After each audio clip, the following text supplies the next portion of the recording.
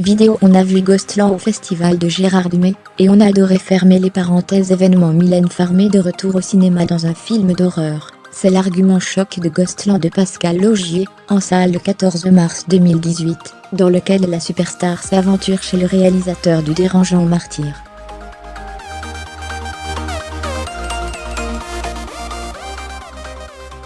Couronné au 25e festival de Gérardmer, où il a obtenu le grand prix du jury, son résultat est-il aussi explosif que prévu?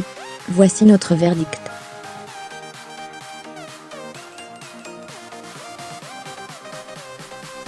Attendu comme le loup blanc, Ghostland, qui a obtenu dimanche soir le grand prix du jury du 25e Festival international du film fantastique de Gérardmer, Vosges, est le nouveau long métrage de Pascal Laugier.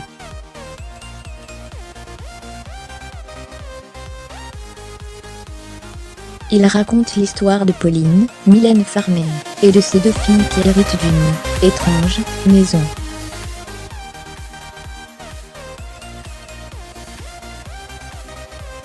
Mais dès la première nuit, des meurtriers pénètrent dans la demeure et Pauline doit se battre pour sauver ses filles.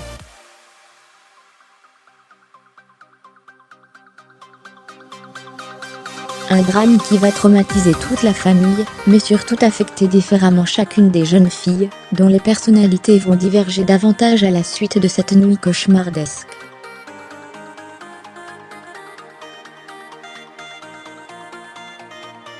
Et on n'en dira pas plus. Dévoiler toutes les surprises que contient ce roller coaster de l'angoisse se révèle être une mauvaise option.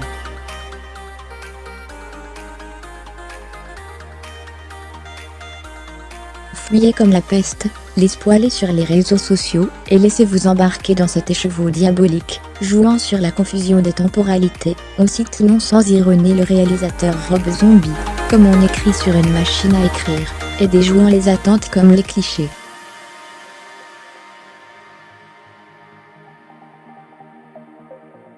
Tout ce que l'on peut dire, en guise de préambule, c'est que, à la manière de Martyr et The Secret, les précédents longs métrages de Pascal Laugier, l'intrigue de Ghostland dispense des coups de théâtre, qui invitent à considérer tout ce qui a précédé de différents points de vue.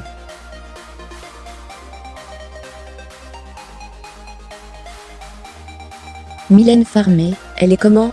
Il y a dans Ghostland un double plaisir, à la fois ludique et pervers, celui, ludique, d'être séduit par un pur film d'horreur, comme on en ose plus, multipliant les faux semblants, les degrés, les niveaux, les réalités, et celui, pervers, d'être bousculé, dérouté, dérangé par une expérience misant sur l'intelligence d'un spectateur adulte, capable de ne pas tomber dans les pièges volontairement tendus. Certains spectateurs à la sortie hurlaient à la misogynie en confondant, comme au temps de Martyr, la barbarie insoutenable des psychopathes, avec le regard empathique du cinéaste avec les victimes.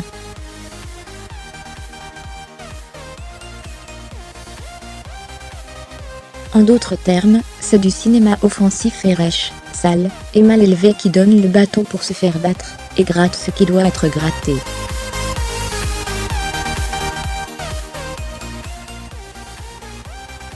Du cinéma qui, sous couvert de genre, nous rappelle d'une part la nécessité dans l'art de montrer l'horreur du monde, des gens, des choses au risque de scandaliser, Pasolini le faisait fort bien dans les années 70, et, d'une autre, de ne pas se fier au jugement hâtif. Au fond, les codes et du home invasion, les jascars, le décorum façon chocotte à l'ancienne ne sont que des illusions, pour raconter quelque chose d'infiniment personnel, et d'expiatoire où la poésie, la jouissance et la mélancolie découleraient de la monstruosité.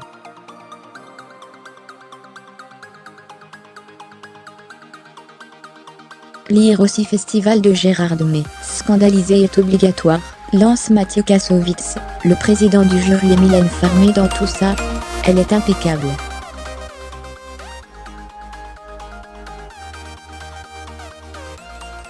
Revenu de loin tel un fantôme de cinéma, Giorgino, le seul film maudit dans lequel elle a joué, date de 1994, La chanteuse, dont le dernier album remonte à 2015, brille en incarnation maternelle et même émue, dans une des scènes les plus fortes et les plus belles de ce film hanté un sublime ralenti, que n'aurait pas renié le Shyamalan du village.